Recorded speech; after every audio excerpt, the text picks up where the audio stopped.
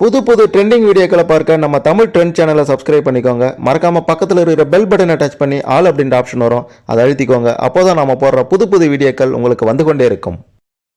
மூகா முன்னாள் அமைச்சர் மூகா அழகிரியின் மகள் கயல்விழி பார்த்தீங்கன்னா கடந்த சில தினங்களுக்கு முன்னாடி வங்கி மேனேஜரிடம் நடந்து கொண்ட விதம் ஒட்டுமொத்த தமிழக மக்களையே அதிர்ச்சிக்குள்ளாகி இருந்தது. ஒரு வங்கி மேனேஜரையே இப்படி கன்னத்தில் அறைந்துட்டாங்களே அப்படின்ட்டு பலருமே பார்த்தீங்கன்னா அப்படி என்னதான் அங்கே நடந்தது அப்படின்ற மாதிரி கேள்வி கேட்டுக்கொண்டிருந்தாங்க.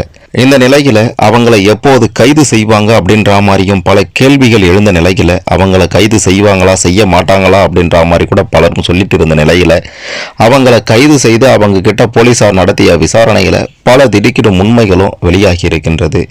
அப்படி அந்த வங்கியில் என்ன நடந்தது, காவல் நிலையம் கைது செய்து காவல் நிலையத்தில் அழைத்து வந்த காவலர்கள் அந்த காவல் நிலையத்தில் அவங்க கிட்ட என்ன மாதிரியான கேள்விகளை கேட்டாங்க, அவங்க என்ன சொன்னாங்க அப்படின்ற மாதிரியான பல உண்மைகள் வெளியாகி இருக்கின்றது. அதை பற்றி தான் இந்த வீடியோவில் தெளிவாக பார்க்க போகிறோம். அதுக்கு முன்னாடி அங்கே என்னதான் தப்பு நடந்திருந்தாலும் சட்ட ரீதியாக நடவடிக்கை எடுத்து இருக்கலாம், அதை விட்டுட்டு அவங்க ஒரு வங்கி மேனேஜரை அறைந்தது தப்பு அப்படின்ட்டு நினைக்கிறவங்க இந்த வீடியோவுக்கு மறக்காமல் ஒரு லைக் கொடுத்துக்கோங்க. இன்னொரு பக்கம் பார்த்தீங்கன்னா அங்கே இவங்களுக்கு அநீதி நடந்திருந்தா அவங்க பண்ணதில் தப்பே இல்லை அப்படின்ட்டு நினைக்கிறவங்களும் மறக்காமல் ஒரு லைக் கொடுத்துக்கோங்க. சரி, வாங்க வீடியோக்குள்ளார போகலாம். வங்கி மேலாளரின் கன்னத்தில் அறைந்த விவகாரம் தான் பெரும் அதிர்வலைகளை ஏற்படுத்தி இருக்கின்றது. அதாவது ஒரு பிரபலமான நபர், முன்னாள் மத்திய அமைச்சரினுடைய மகள், முன்னாள் முதல்வர்கள் மூகா ஸ்டாலினினுடைய அண்ணன் மகள், கருணாநிதியினுடைய பேத்தி, இப்படி சமூகத்தில் செல்வாக்கோட அந்தஸ்தோடு இருக்கக்கூடிய ஒரு பெண் இப்படி பண்ணிட்டாங்களே அப்படின்றது தான் ஒட்டுமொத்த மக்களினுடைய கேள்வியாக. அப்படி அங்கே என்ன நடந்தது அப்படின்ற மாதிரியும் கேள்வி கேட்க ஆரம்பித்த நிலையில தான் அங்கே என்ன நடந்தது, காவல்துறையினர் என்ன மாதிரியான விசாரணை மேற்கொண்டாங்க அப்படின்றத பற்றி பார்க்கலாம். சென்னை அடையார் சாஸ்திரி நகரில் திமுகவுடைய முன்னாள் மத்திய அமைச்சர் மூகா அழகிரியின் மகள் கயல்விழிக்கு சொந்தமாக வணிக வளாகம் இருக்கின்றது. அந்த வணிக வளாகத்தில் SBI வங்கி கிளையும் இயங்கி வருகின்றது. கடந்த ஜூலை 20ஆம் தேதி அந்த கட்டிடத்தில் இருக்கக்கூடிய லிஃப்ட் திடீரென பழுதடைந்திருக்கின்றது. உடனடியாக அந்த வங்கியில் பார்த்தீங்கன்னா சலசலப்பு ஏற்பட்டது. எப்படி நாங்கள் மேலே போய் வர்றது, எங்களால் நடக்க முடியலையே அப்படின்ட்டு வங்கிக்கு வந்த முதியவர்கள், மாற்றுத்திறனாளிகள் மற்றும் பல வாடிக்கையாளர்கள் படிக்கட்டுகளை பயன்படுத்த வேண்டிய நிலை ஏற்பட்டதால் சிரமம் ஏற்பட்டிருக்கு. இது தொடர்பாக வங்கியினுடைய மேனேஜர் அர்ஷின் சிங் அப்படின்றவர் கட்டிட பராமரிப்பு பொறுப்பில் இருந்த கயல்விழியின் உதவியாளரை தொடர்பு கொண்டு லிஃப்டை உடனடியாக சீரமைக்குமாறு கண்டிப்போட வலியுறுத்தி இருக்கிறாரு. இதனால தான் முதல் பிரச்சனையே ஏற்பட்டிருக்கின்றது.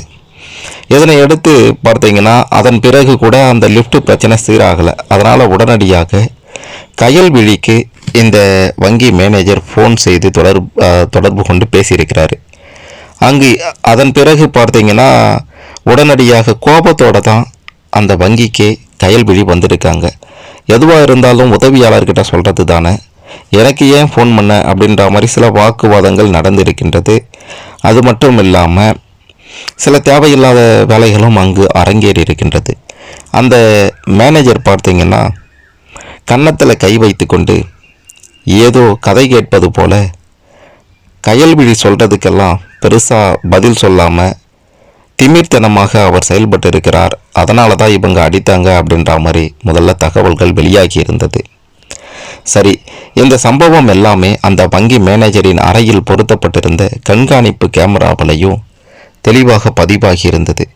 இந்த காட்சிகளை ஆதாரமாக கொண்டு அவங்க மீது நடவடிக்கை எடுக்கணும் அப்படின்ட்டு முதன்மை மேலாளர், அந்த வங்கியினுடைய முதன்மை மேலாளர் நமச்சிவாயம் மற்றும் அந்த அறை வாங்கிய அந்த வங்கியின் மேனேஜர் அர்ஷின் சிங் 2 பேரும் சேர்ந்து கொண்டு அருகில் இருக்கக்கூடிய சென்னை காவல் ஆணையர் அலுவலகத்தில் புகார் கொடுத்திருக்காங்க. அதன் அடிப்படையில் தான் சாஸ்திரி நகர் போலீசார் கயல்விழி மீது மிரட்டல் விடுத்தல், வங்கி மேனேஜரை அதாவது அரசாங்க ஊழியரை அடித்தல் அப்படின்ட்டு ஒரு 4 பிரிவுகளின் கீழ் வழக்கு பதிவு செய்து விசாரணையை தொடங்கினாங்க. முதல்ல போலீசார் ஒரு சம்மன் ஒன்றை அனுப்பியிருக்காங்க. அந்த சம்மனின் அடிப்படையில் பார்த்தீங்கன்னா அதாவது ஜூலை 28ஆம் தேதி நீங்கள் நேரில் ஆஜராகணும்.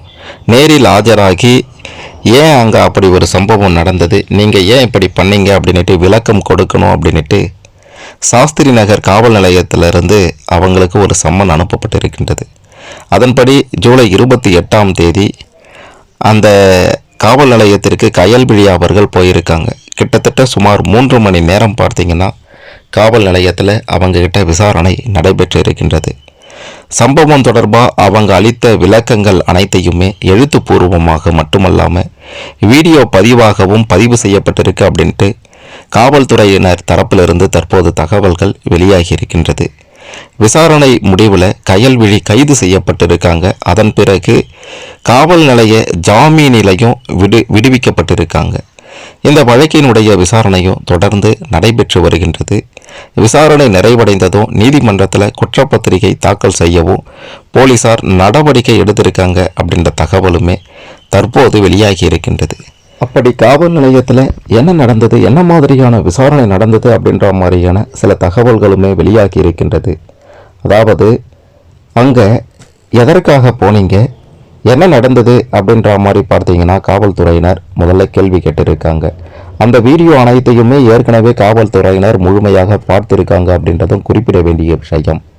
கயல்விழி தரப்பிலிருந்து சில அதிர்ச்சியான தகவல்களையும் காவல்துறையினரிடம் சொல்லியிருக்காங்க. அதாவது கயல்விழியே சொல்லியிருக்காங்க, வங்கி மேனேஜரிடம் சென்றபோது அவர் சரியான முறையில் உரிய முறையில் மரியாதை கொடுக்கல அப்படின்றது ஒரு பக்கம் இருந்தாலும் சரியான முறையில் நடத்தலை அப்படின்ற மாதிரியும், இவங்க சொல்கிற அந்த விஷயங்களை அவர் சரிவர கேட்கலை, மரியாதையோடு கேட்கலை அப்படின்ட்டு சொல்கிறத விட அவர் தனக்கு தான் பேசுகிறதையே அவர் ஒரு பொருட்டாக நினைக்கல. நான் ஏதோ கதை சொல்வது போல அதை அவர் கேட்டுக்கொண்டிருந்தார்.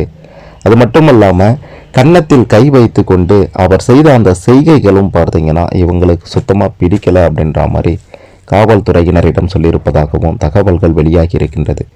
அது மட்டும் இல்லாமல் அந்த பேங்க் மேனேஜர் பார்த்தீங்கன்னா அவருடைய அந்த பார்வையும் சரியில்லை அப்படின்ற மாதிரியும் தகவல்கள் வெளியாகி இருக்கின்றது. அதனால தான் ஏதோ கன்னத்தில் கை வைத்து கொண்டு கதை சொல்வதைப் போல இவங்க கேட்டுக்கொண்டிருந்ததாலேயும் அவருடைய பார்வையில் இவங்களுக்கு கோபம் வந்ததாலேயும் அவருடைய பார்வை சரியில்லை அப்படின்றதுனால இவங்களுக்கு கோபம் வந்திருக்கு. இன்னொரு பக்கம் அவருடைய செய்கைகள் சரியில்லை.